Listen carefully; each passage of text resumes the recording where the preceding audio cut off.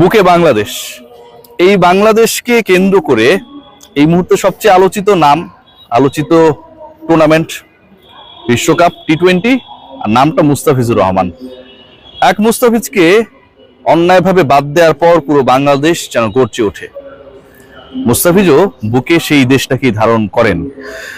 সাম্প্রতিক সময় একটা অ্যাড সোশ্যাল প্ল্যাটফর্মে, টেলিভিশনে আপনারা সবাই দেখেছেন যে white plus pro sensitivity expert যে ব্র্যান্ডস গুলো রয়েছে, mostly they are the foreign brands.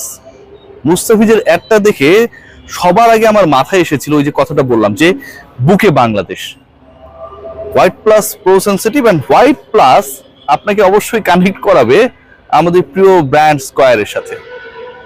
Mustafiz শুধুমাত্র মাঠেই বাংলাদেশকে ধারণ করে, বুকে বাংলাদেশকে ধারণ করে, বাংলাদেশের হয়ে খেলে, বাংলাদেশের মানুষ গর্জে ওঠে, প্রতিবাদ জানায়।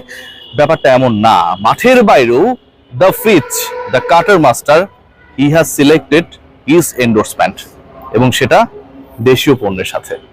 সুলভ মূল্যের এই টুথপেস্ট আপনাকে বাইরের দেশের যে কোনো ব্র্যান্ডের তুলনায় আমার কাছে মনে হয় যে অনেক বেশি আস্থা দিবে, ভরসা দিবে, এবং একই সাথে মুস্তাফিজ, বাংলাদেশ, দেশীয় পণ্য, দেশের ব্র্যান্ড, স্কয়ার সবকিছুকেই নতুনভাবে কানেক্ট করাবে। নিউ ভেঞ্চারের এই যে আগমন, এই যে মুস্তাফিজের নতুন অ্যাডভার্টাইজমেন্ট, যেখানটায় মুস্তাফিজ অনেকটা শুদ্ধ বাংলায় কথা বলার চেষ্টা করছিল, সবকিছু না অনেক বেশি আনন্দ জাগানিয়া, শিহরণ জাগানিয়া।